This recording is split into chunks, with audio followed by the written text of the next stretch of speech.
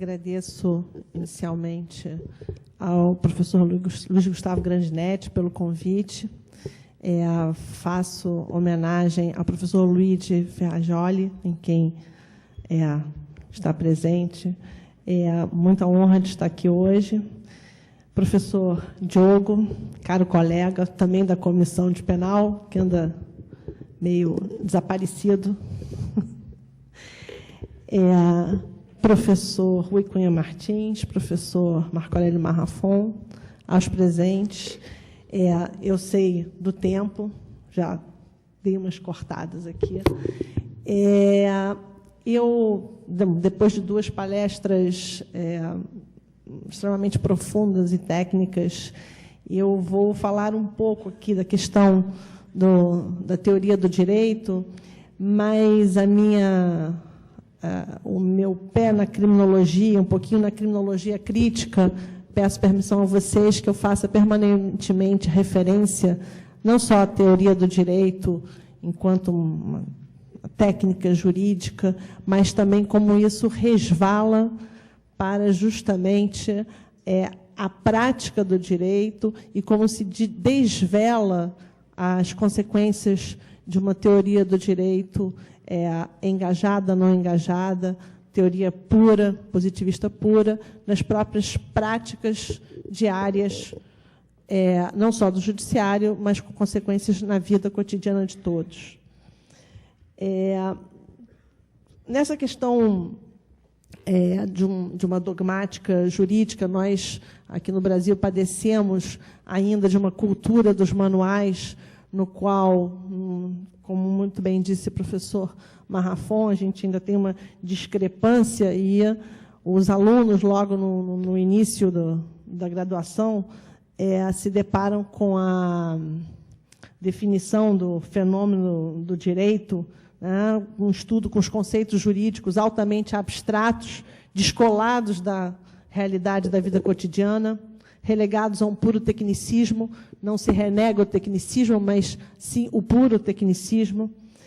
excluindo-se toda e qualquer construção do conhecimento sobre o direito que leve em consideração as condicionantes existentes na sociedade e no homem, como seus desejos e afetos, a influência do imaginário social na produção daquela norma, as mutações políticas, as demandas sociais, as próprias transformações dos direitos fundamentais, dos novos direitos que são incorporados nas constituições, as permanências e as rupturas históricas no processo constitutivo do direito. As teimosas investidas de um mundo em vertiginosa mutação, as crises sociais sucessivas, ao clamor da vida que reclama nova configuração político-jurídica, inspirada pela ética da solidariedade, por esse novo constitucionalismo nas sociedades complexas, em um universo cada vez mais interdependente, a resposta de alguns juristas positivistas puros acabam ficando apenas no refinamento das suas técnicas analítico-descritivas, encarando o drama humano com o óculos de um aparato conceitual que lhes garante um confortável afastamento do campo de luta, mas não responde justamente à efetivação de direitos que aquelas normas pressupõem deveriam fazer na vida comum. A naturalização das práticas do direito na sociedade, sem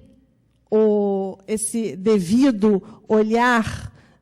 do quanto de político e de efetivação de direitos ali naquela realidade cotidiana, acaba retirando a possibilidade de crítica e generalizando um senso comum tido como neutro.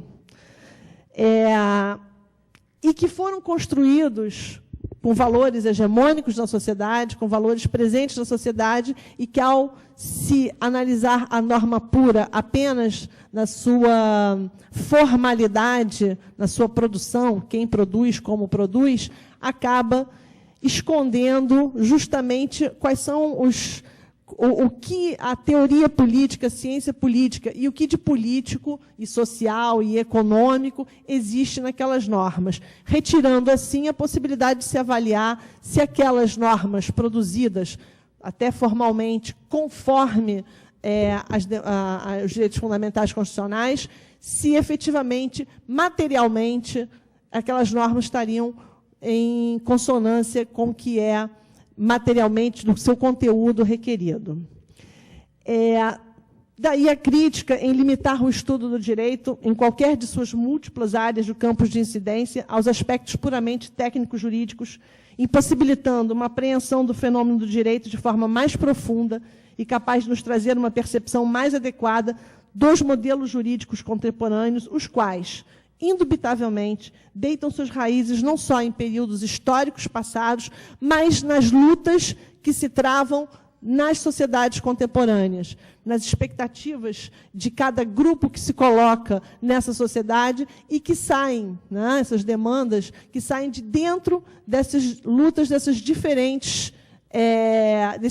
grupos que se colocam na sociedade, cada um querendo e requerendo seus direitos.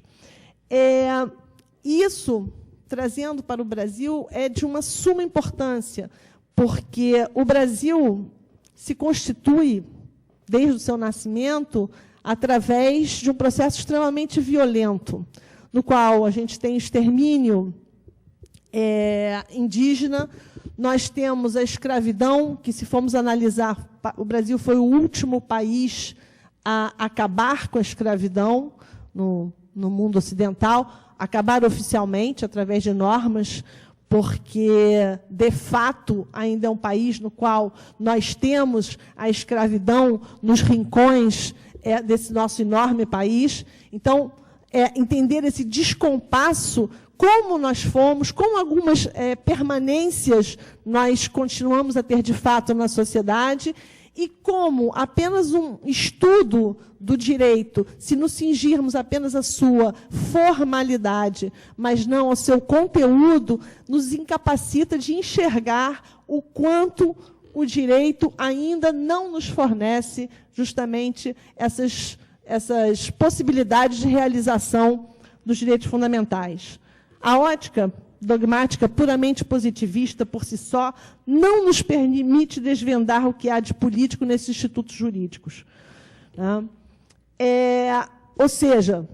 ao separar o plano das explicações técnicas inerentes a um saber especializado do plano dos argumentos justificadores, tais construções científicas são protegidas por escudos impenetráveis ao exame das raízes históricas, das formas jurídicas e do poder político por ela instrumentalizado. Porque não é só forma, mas sim conteúdo.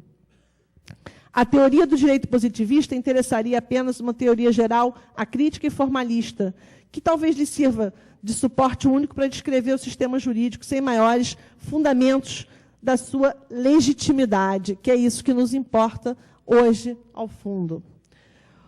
O positivismo jurídico, ao realizar apenas o exame extrínseco das normas, com objetividade, e apenas com ela, deixa a desejar na ciência do direito e não realiza a crítica interna das normas, com suas implicações políticas e sociais, ignorando a existência de uma parcela do imaginário radical, desses desejos e afetos ao que eu já me referi, das emoções e simbolismos no direito e as ambivalências e paradoxos descritivo-prescritivos daí decorrentes. A consequência foi o afastamento e a confusão, muitas das vezes, entre a academia e as práticas cotidianas do direito. A releitura, pelo ângulo epistemológico da função dogmática no direito, não proporciona, no direito, se formos fazer a leitura positivista pura, um tipo de conhecimento que nos traga uma resposta satisfatória quanto à efetividade do direito. Né? Por exemplo, se formos analisar decisões judiciais criminais, vou pegar na minha área, que se referem à periculosidade do agente, ou à gravidade do delito, ou a questões de ordem pública, num determinado período, vamos pegar agora, recentemente, desses últimos 2 anos, apenas do ponto de vista jurídico, da norma aplicada nas decisões judiciais, sem entendermos o que há de efetividade ou não naquela norma, se ela é apenas formalmente colocada. Poderíamos, no máximo, informar que tais fundamentos estariam sendo usados mais hoje do que há 10 anos atrás. né? Ou ainda que a criminalidade, com uma suposta consequência de periculosidade social, teria aumentado, trazendo um risco maior à população, que é o que se vê no enorme número que nós temos de encarcerados provisórios no Brasil.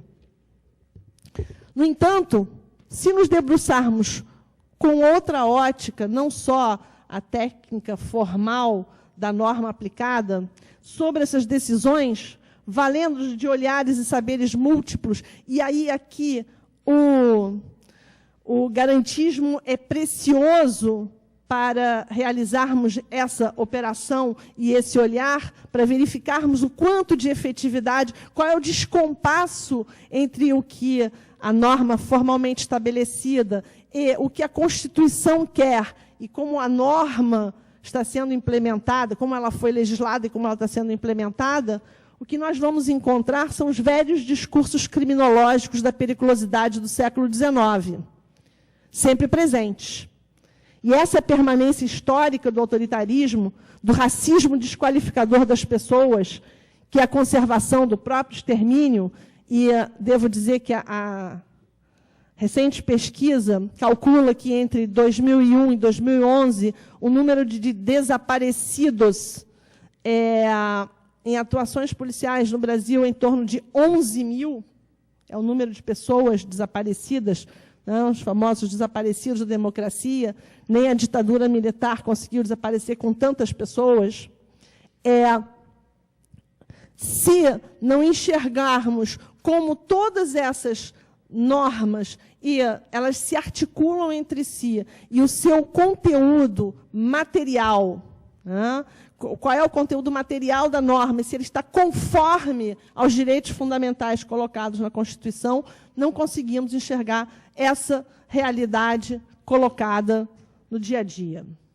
Daí a necessidade de afirmarmos uma mudança de paradigma no estudo da teoria do direito,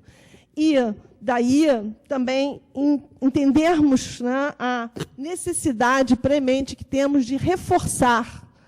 aqui no Brasil, como em vários outros locais, justamente uma teoria do direito garantista, uma teoria constitucional garantista, para que nós possamos realizar na prática aquilo que nos é prometido. Alguns lugares, o que foi prometido, podemos pegar a Europa do Estado do Bem-Estar Social, prometido, realizado e hoje cada vez mais descumprido, e no caso do Brasil, cuja nossa Constituição completou 25 anos neste mês de outubro, muitas coisas prometidas e não realizadas. Assim, né, pugnando justamente, e talvez no Brasil tenha havido uma compreensão sobre o garantismo de forma limitada e limitadora, alguns por má compreensão, de outra parte também por má fé, porque ao pugnar por um garantismo pleno, ou seja, como a teoria do professor Luigi Ferrajoli nos pugna a necessidade de efetivamente trazer esses direitos fundamentais à vida. Então, o garantismo no Brasil acabou por se tornar mais conhecido por sua influência no campo das ciências penais. Mas ele se estende a todos os direitos fundamentais. Esse garantismo, ele porta em si 3 sentidos conexos e que podem ser distinguidos, embora se imbriquem entre si. Um modelo normativo de direito que impõe limites às autoridades públicas, por exemplo, no que toca aos direitos da liberdade no campo penal, né? Mas também um modelo normativo que pode e deve ser estendido para todos os direitos fundamentais, não só os que dizem respeito à liberdade, mas os direitos sociais, moradia, saúde, educação, enfim, todos os direitos que tocam a dignidade da pessoa humana, o viver da pessoa humana, direitos políticos, o direito de livre manifestação, né? O garantismo também designaria uma teoria jurídica que entende as categorias, como já bem falado pelo professor Marrafon, por isso eu não vou me estender tanto, a questão da validade e efetividade como categorias distintas entre si, mas também a existência e vigência das normas, né? afastando da teoria do direito as ideias do positivismo jurídico puro kelseniano, de caráter descritivo, acrítico, avalorativo e formalista, né, que se encontra na ciência jurídica.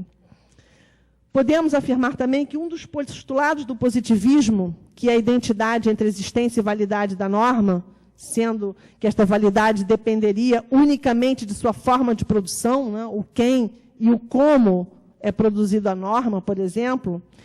e desta forma, para o positivismo puro, qualquer que seja seu conteúdo, se as normas foram produzidas de acordo com as formalidades exigidas, elas seriam existentes e válidas. A implicação dessa ideia é que a ciência do direito teria como único escopo científico a interpretação das normas, cabendo unicamente uma crítica externa quanto à sua forma de produção. A crítica política, por exemplo, não seria possível neste cenário da teoria do direito de cunho meramente positivista. E daí a teoria garantista, né, na teoria do direito, ter a grande relevância, que é justamente ultrapassar essa questão meramente formal, para que também o quem e o como seja o quê, qual é o conteúdo que ali se coloca naquela norma. Essa equivalência do positivismo não se pode se sustentar no plano científico diante da existência das normas constitucionais que condicionam e regulam não só as formas de produção legislativa ou da decisão judicial, mas também o conteúdo desta própria produção. Daí a virtual divergência entre esse papel das normas em sua forma e o conteúdo destas, que é político. A ciência política está presente nos mandamentos constitucionais, que, por sua vez, não são meramente descritivos. Neste sentido, o garantismo é um precioso instrumento de aferição do grau de efetividade dos direitos fundamentais inscritos nas Constituições, uma vez que, ao separar o ser e o dever ser da norma jurídica, para poder analisar justamente a sua efetividade, vai permitir avaliar a divergência entre os modelos normativos, né? No caso da Constituição brasileira, com direitos fundamentais e considerada uma das mais avançadas, se formos ver as garantias que são colocadas na Constituição para a realização desses direitos fundamentais. Então, nós teríamos uma Constituição, um modelo normativo extremamente avançado pela previsão das garantias colocadas de efetivação desses direitos fundamentais e, de outro lado, né, a aferição da divergência entre esse modelo normativo e as práticas operacionais, ou seja, as leis produzidas, o conteúdo dessas leis, não só a questão formal, das decisões judiciais, se elas se dão conforme também o conteúdo que se encontra, por exemplo, em matéria de direitos fundamentais no processo, né, brasileiro. Então, ser e o dever ser constitucional, que possibilita também fazer a crítica interna da norma, e não apenas aquela crítica externa que o positivismo puro nos traria. Neste aspecto, o garantismo se apresenta como uma doutrina jurídica que permitiria que medíssemos a legitimidade ou a perda desta legitimidade das normas, mas também da legitimidade ou falta dela das ações dos poderes públicos e privados. Ou seja, também como é que se articula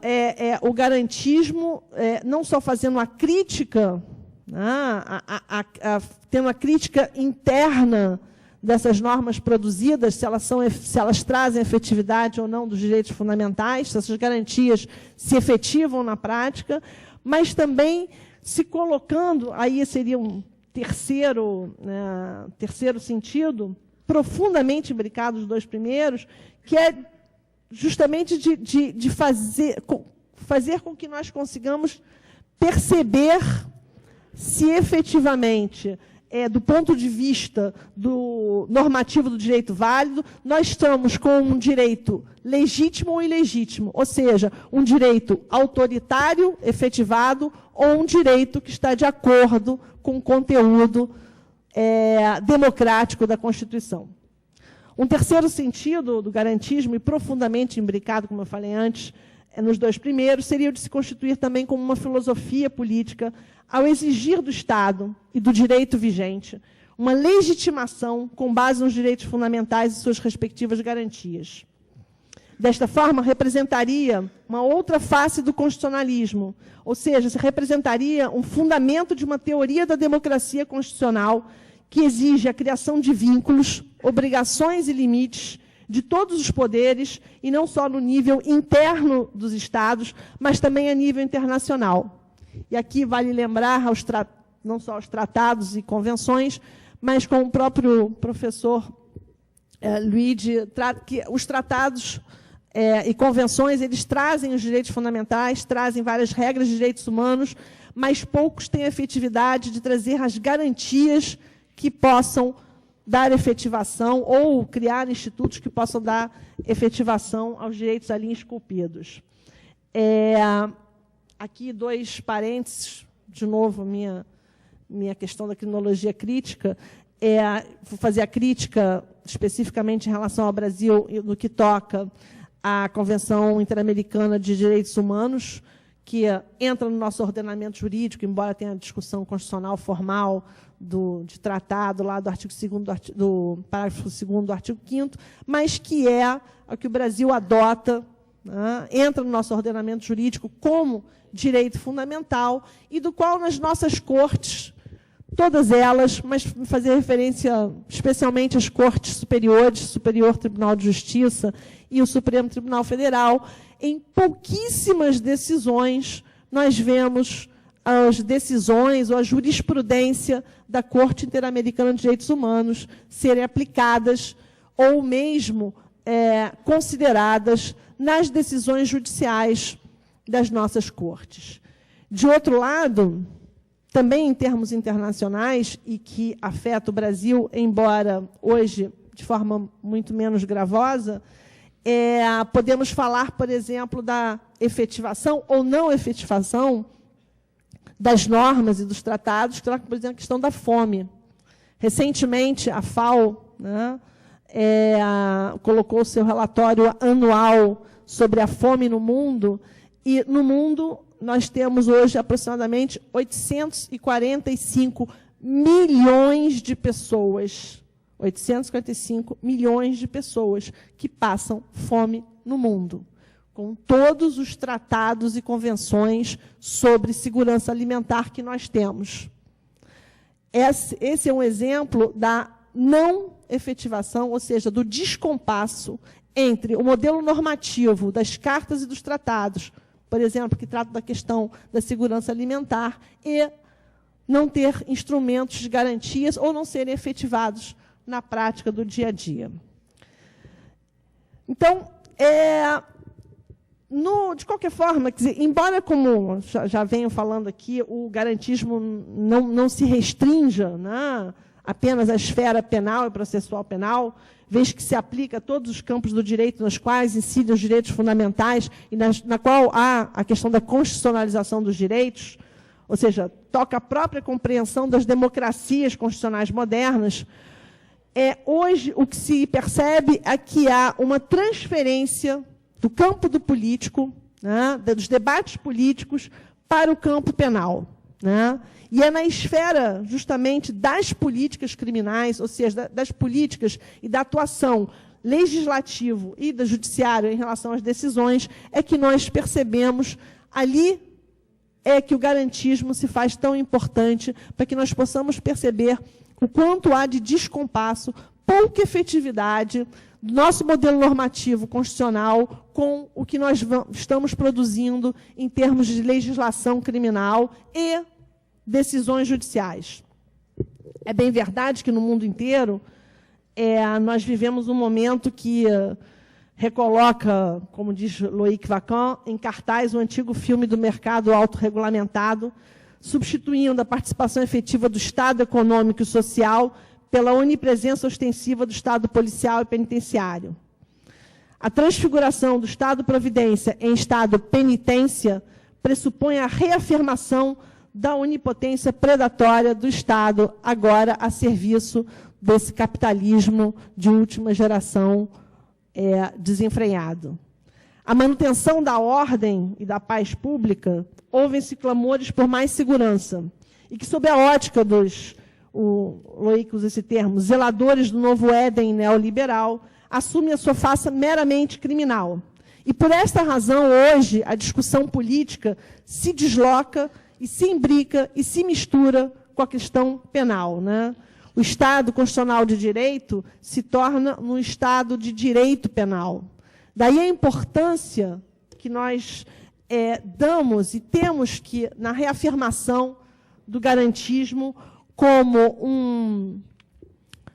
instrumento da teoria do direito que obstaculize esse movimento, né, em prol da gerência dos conflitos colocados na sociedade através do direito penal, através do processo penal. Nós estamos vendo, independente de qualquer ideologia, nós estamos vendo, por exemplo, no Estado do Rio de Janeiro, em maior grau, talvez, mas também em todo o Brasil, como justamente a questão das manifestações, ou seja, das demandas que estão sendo colocadas, elas não estão indo a um debate público para que se entenda, ou que se, né, nesses conflitos, como é que vão se colocar, mas estão sendo criminalizados e através de uma repressão policial violenta que corta, né, essa ideia e essa permanência que nós temos no país da violência, de que você extermina o conflito simplesmente aplacando com a pura repressão, sem que você tenha aberto o espaço, né, do debate público e da política pública. Já me encaminhando aqui para o final, e falando um pouco também, de novo, da questão da América Latina, do Brasil, o garantismo, aqui entre nós, que tomou uma enorme relevância, sobretudo nos países, e o Brasil se inclui a eles, recém-saídos da ditadura, países nos quais a discussão sobre a verdade do que aconteceu há poucos anos atrás apenas se inicia, é de fundamental importância, e que nós também, nós somos sempre acusados de misturarmos todas as tendências e todas as teorias, um pouco quebrando, né? Acho que é um processo brasileiro de antropofagia, e nós fazemos essa antropofagia com todas as teorias, seja ela do direito, seja ela política, teorias estéticas, né? Então, talvez pugnando por um processo antropofágico, quebrando um pouco o legalismo e o formalismo, mas pugnando para que a teoria do garantismo seja entendida, sentida e, sobretudo, apropriada por nós aqui, que tanto precisamos efetivar direitos fundamentais prometidos e que, até hoje, eu não enxergo como efetivados. Avançamos enormemente nesse país, avançamos na América Latina, mas ainda estamos no campo das promessas. E que talvez, com o garantismo, né, como teoria constitucional do direito, possa nos trazer como efetivar, como darmos vida ao conteúdo desses direitos tão bem colocados na nossa Constituição, tão bem garantizados por instrumentos e instituições que estão aí, criadas na Constituição, para que nós possamos efetivar esses direitos fundamentais e que nós ainda não conseguimos dar esta vida. É o que eu tinha a dizer a vocês. Obrigada.